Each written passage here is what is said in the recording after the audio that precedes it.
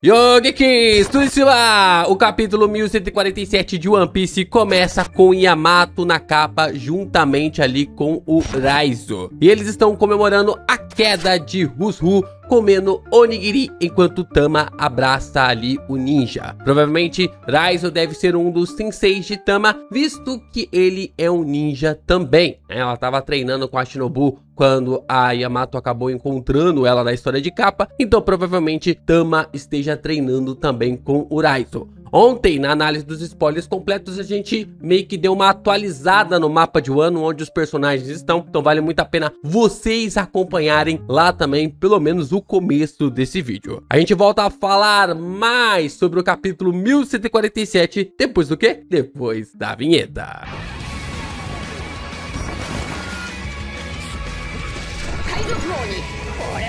Temos então a conversa do Soul com a Robin e o Chopper, e ele diz a eles que aqueles que estão em Elbaf se chamam Cavaleiros de Deus. Os Cavaleiros são imortais e eles precisam se esconder, o Chopper e também ali a Robin, e esperar a chance certa para salvar as crianças. Então, como nós vimos, foi um comando ali do Soul, uma figura paterna ali da Robin, que pediu para ela não intervir porque basicamente precisava ali deles para salvar as crianças depois. O Summer então começa a achar algo intrigante, o fato que duas pessoas sobreviveram ali ao incidente de Ohara e que a marinha havia mesmo falhado feio na destruição da ilha. Só que o Summers também começa a desconfiar que tem algo estranho vindo ali do corpo do Soul. Mas no rádio, Kiringan manda parar de graça. Ele os questiona se estão a fim de cutucar um Yonkou com vara curta. Eles não estão em Elbaf para isso e é só para cumprir a missão e ir embora. Yonkou. Tá bom assim? Tá bom assim a pronúncia? Tá bom assim ou vocês querem mais? Mas o que eu quero mais também nesse vídeo é que vocês deixem seu like, se inscrevam aqui no canal e também compartilhem esse vídeo com seus amigos. É muito importante você continuar reagindo aos nossos conteúdos para que o YouTube divulgue ainda mais os nossos vídeos pela plataforma. Dá essa moral aqui pro canal do Geek Brasil, continue a nos fortalecer. E como você pode fortalecer a gente ainda mais? Se tornando membro. Através disso, eu entendo que os vídeos de One Piece são muito importantes aqui pro canal, mais importante ainda pro canal. Você se tornando membro, você ajuda a fomentar ainda mais os conteúdos de One Piece e a bancar outros vídeos aqui no canal. Então, dá essa moral, clica aqui em seja membro e fortaleça ainda mais os conteúdos do canal do Geek Brasil. Então, nós vemos os chapéus de palha amarrados e a Nami começa a reclamar de que o Kron foi capturado e o Soul tá daquele jeito. E ela ainda tem a audácia de dizer que tudo isso aconteceu com o Jinbe junto deles. E ele não conseguiu fazer nada. Cara, olha a audácia dessa desgraçada. A Nami realmente é uma figura, cara. O Jinbe então pede para que a Nami pare de gritar porque ele está pensando. Ele se questiona que tipo de poder era aquele que a Gunko estava utilizando. O Sop então começa a dizer que a Gunko lhe deu medo e achou que iria morrer por causa disso. Mas então o Brook solta a bomba do capítulo. O Oda faz de novo, ele fez de novo, porque na semana passada a gente já começou a questionar a conexão ali da Gunko com o Brook, e agora ele faz de novo.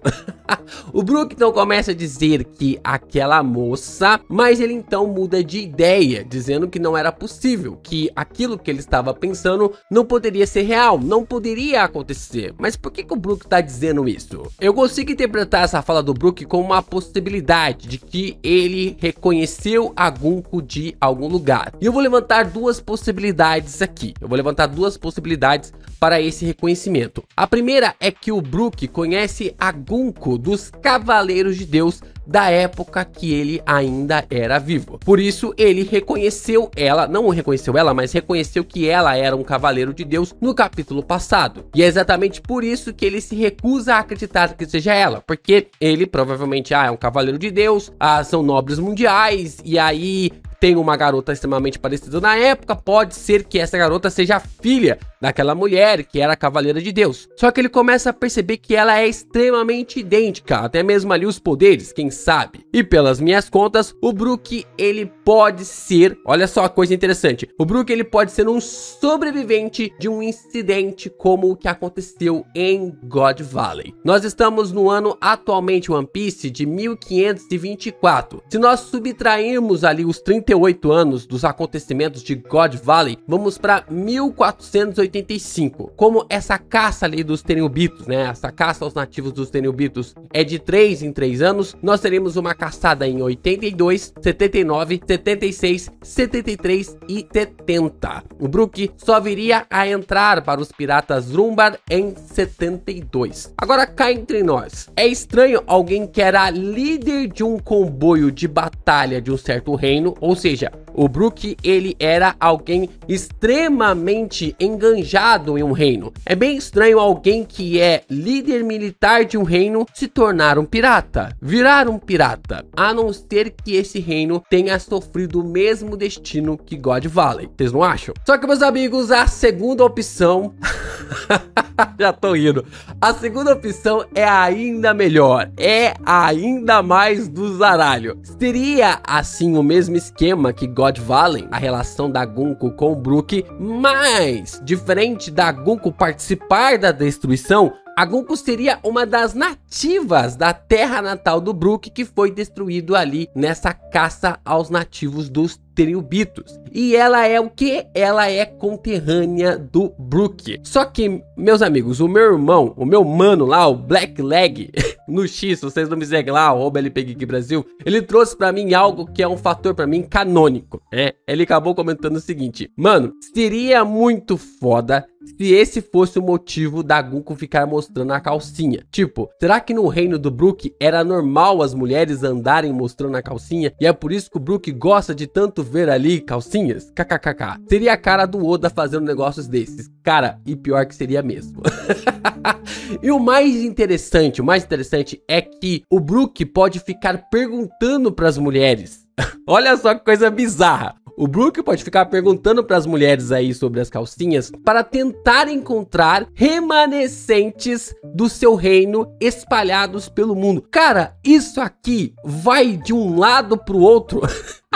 Dá uma volta em 360 graus absurda, que acaba ficando tipo assim, caraca, será que o Oda vai fazer uma piada se tornar algo extremamente sério? Porque o Brook ficou perguntando durante todo esse tempo aí pras mulheres para ver se conseguia encontrar algum tipo de conterrâneo seu daquela época, algum descendente, alguma pessoa que viveu no seu reino, e a Gunko pode ser a única pessoa que compartilhou ali a mesma região que o personagem. Caraca!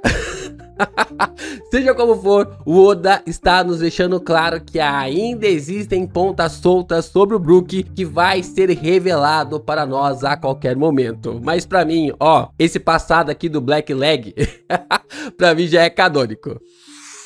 A Gunko então se aproxima deles com o Usopp gritando que a mulher zumbi está de volta. Gunko pisa na cabeça do Brook e ordena que a partir de agora ele vai compor música só pra ela e que será seu escravo. O bando reage com surpresa. Todos eles são famosos, mas o Brook é ainda mais. O Sommers pede para a Gunko deixar isso pra lá, dizendo que não está a fim de brigar com Yokon e que é para ela terminar o trabalho logo. Brook então diz que Gunko terá que perdoar ele, porque desde o dia que o capitão lhe concedeu uma segunda chance de viver, ele jurou sua lealdade a ele. Gunko questiona Brook se sua recusa trouxesse a morte, o que ele faria, e o nosso puro osso mete uma pedrada absurda. Ele escolhe a morte, ele prefere morrer do que viver na desgraça de quebrar sua lealdade. O que faz então a Gunko lhe dar um tremendo chute, fazendo o Brook voar para longe, né? Fazendo o Brook voar para longe através do poder da sua Akuma no Mi. Mas é nesse momento, meus amigos, que acontece algo estranho, acontece algo interessante. Assim que ela dá o chute no Brook, ela sente uma dor no peito, bem do lado esquerdo, onde está o coração. Será que o poder do amor é o que causa danos verdadeiros ao cavaleiro, né, aos cavaleiros de Deus? Será que o poder do amor que é esse grande furacão de One Piece, de acordo ali com as nossas Amazonas, de acordo ali com a Amazon Lily. O furacão realmente chamado amor pode ser realmente a grande chama que vai realmente mostrar ali para os personagens a saída para derrotar os Cavaleiros de Deus. Somers então fala para o Kirigan que eles podem começar, e assim sua voz é ouvida ali por toda a Elbaf. Somers começa a dizer que todos os eventos estranhos na ilha é obra dos Cavaleiros de Deus. Ele se apresenta como Kaiken da Terra Sagrada de Mary Joseph. Vamos lá, né? Vamos aqui fazer aqui um destrinchamento bem interessante. O Kaiken é para ser ali uma pequena adaga feminina, usada ali para o Senpuku, né, que é ali o suicídio de forma a quando se quebra a honra de uma samurai, né, na forma como é usada ali essa adaga, ou para cerimônias no casamento. Então, essa adaga ela pode ser usada tanto para algo do bem, quanto também para algo do mal, né? Então, ela tem ali esse balanceio ali. Agora, uma adaga que carrega a presença feminina, mas Imu de 800 atrás era um homem, né? Tipo assim, se eles são um Kaiken, se eles são ali um Kaiken, isso significaria que se eles são Cavaleiros de Deus e eles são um Kaiken, isso significaria ali que eles deveriam ser uma espada focada ali para um homem. Só que, como Cavaleiros de Deus, podem ser uma adaga ali para uma mulher, sendo que Imu é um homem. Deixa aí esse questionamento para vocês, hein? Deixa aí esse questionamento aí para vocês nos comentários. Os gigantes então reagem com surpresa sobre as revelações de que alguém do governo mundial está na ilha, que a situação é tão bizarra que até mesmo revelaram suas identidades sem nem mesmo pensarem nas consequências. Somers começa a dizer que estão em posse de 10 pirralhos de Elbaf, e além disso, um gigante de barba laranja que tentou bancar o herói já conheceu Alona neste exato momento e está coberto de sangue. Eles ficam assustados que Soul foi derrotado e Somers diz que os pirralhos já estão rumo aos objetivos deles. Kirigan então questiona Angie se ela sabe o nome de todas as crianças, e ela responde que sim. Então o cavaleiro diz para ela dizer, porque logo elas vão acordar de seus sonhos e ele quer falar assim com os seus pais. Vamos até o grupo das crianças e eles estão questionando por que seus corpos estão se movendo contra as suas vontades. Kron os avisa que eles não vão conseguir voltar para casa porque eles estão sendo sequestrados, enquanto alguns choram e outros ficam irritados sobre o que está acontecendo. O filho de Gaban diz que nada de ruim vai acontecer com ele, porque ele está ali. Diferente deles, ele é um guerreiro e não um fraco como eles. Mas assim que um dos pesadelos ali dá a cara, assim que um dos pesadelos aparece, as crianças pedem para o Kron salvá-los. Mas ele só consegue gritar de medo juntamente com elas. Imagina ele no meio do mar, né? Principalmente agindo com o bando do Shanks. No Grande Eric, as coisas ficam extremamente complicadas e engraçadas. O medo ali na forma das esposas e também ali das mães das crianças gigantes chegam e começam a destruir o navio. Elas invadem o navio, expulsando os gigantes para fora e são até mesmo maior ali do que o Loki. Cara, o tamanho delas é inacreditável. Nem mesmo o Dory e o Brog podem fazer algo ali contra as esposas e mães dos gigantes. Mas olha aí, olha mais uma dica sobre o poder do amor, né? Nem mesmo assim eles são apaixonados ali pelas gigantes, né? Pelas mães, puderam fazer algo contra esta forma. O navio então desaba com Somers rindo na transmissão, dizendo que a orgulhosa tripulação dos piratas gigantes caiu dos céus. Até mesmo ali o cavaleiro fica surpreso em como havia um medo tão forte entre eles. Olha aí o poder do amor mais uma vez. Agora as chances de salvarem os pirralhos caiu drasticamente. Ele continua dizendo que na falta do rei Harold, ele escolherá o lendário Jaro Montanha Barbada para gerir as negociações. Jaro sendo a escolha, Gaban é o destruidor de montanhas, Jaro tem um apelido ali relacionado a montanhas, tudo acontecendo de péssimo debaixo do nariz do Jaro durante todos esses anos e ele não fazendo nada. O que será que o Oda quer indicar com isso, hein? Ripley, Frank, Lilith e Bonnie vão até onde o grande Eric caiu para ver se todos os gigantes estão bem, enquanto Somers revela o objetivo deles, que é eles vão transformar os gigantes em seus escravos de guerra, e é por causa disso que ele pegou os pirralhos como reféns para ver como os gigantes podem lutar. Então vimos um mapa geral dos acontecimentos atuais dessa parte de Elbaf. Tá todo mundo ali no mesmo ramo da árvore de Adam, né? A gente começa a ver aqui que temos aqui do lado da biblioteca, da escola, Ripley, Frank. Nós temos ali os gigantes onde eles caíram, né? O Joro ainda está na ilha, e é bem interessante que o Joro está na parte final, né? Parte final aqui, como se fosse um grande chefão, como se fosse ali o grande vilão do arco, né? Porque normalmente quem fica na parte final, né? Quem que acaba ficando ali na parte final do arco, né? O vilão, né? E nem os Cavaleiros de Deus estão lá, esperando, né? A espera. É interessante, é intrigante aqui essa rota que o Oda acabou colocando pra nós nessa parte. Assim, então começa as apresentações das crianças que foram sequestradas ali pelos Cavaleiros de Deus. Temos Skard, Olav, Karin, Mag, Ronya, Bent, Johanna, Bjorn e Kron. Todas têm uma personalidade melhor do que a outra, mas eu queria destacar duas aqui. A Ylva, né, que será importante pra caramba, pois conecta ali o Joro, que é o seu avô. Ela é uma personagem realmente que talvez a água vá bater na bunda ali do Joro, visto que ele acabou, quem sabe, participando de todo o tráfico de crianças ali sobre a Madre Carmel, e isso era algo que o governo mundial já queria fazer há algum tempo com as crianças de Elbaf, mas agora chegou na sua neta, e isso vai ser algo que vai revelar alguma questão, algum podre, ou pode ser, né, algo que vai revelar algum podre sobre ali o personagem. Outra criança que eu queria chamar a atenção é a Johanna, que é uma gigante com genes dos gigantes ancestrais, a única dos 10 que carrega ainda chifres. E olha só que fala interessante, né? Vocês têm pais, né? Que bom pra vocês. É interessante aqui essa fala dela, porque até mesmo os seus pais não existem mais. Esses gigantes com chifres são extremamente raros em Elbaf, né? O que é demarcado aqui para personagem que até mesmo os seus pais foram mortos, foram exterminados. E também é uma referência aqui a Robin, né? Uma referência aqui a Robin, que ela é o quê? Uma criança demônio, né? Uma criança demônio que é colocado como essa postura, esse apelido desde pequeno. Só que o mais interessante, além disso tudo, é que o Oda reuniu 10 crianças gigantes juntos ali do Kron, e que 10 é o quê? 10 é o número de pessoas que o Luffy queria em sua tripulação. Uma criança que teve seus sonhos alimentados ali pelo Shanks e que agora possui 10 pessoas sob sua proteção. Não é exatamente isso que o Kron fala, assim, que ele, tipo assim, se reúne com as crianças? Não se preocupem, porque agora eu estou aqui, eu sou um guerreiro e vocês não precisam ter medo de nada. O que o Luffy fala lá no primeiro capítulo: vamos começar com pelo menos 10 pessoas no meu bando, né? O Oda não brinca em serviço. Vamos para onde o grupo do Frank está quando Ripley reage em desespero sobre o Kron ter sido sequestrado. Mas o Gaban... O Gaban se gaba orgulhosamente do seu filho ter sido escolhido ali pelos Cavaleiros de Deus.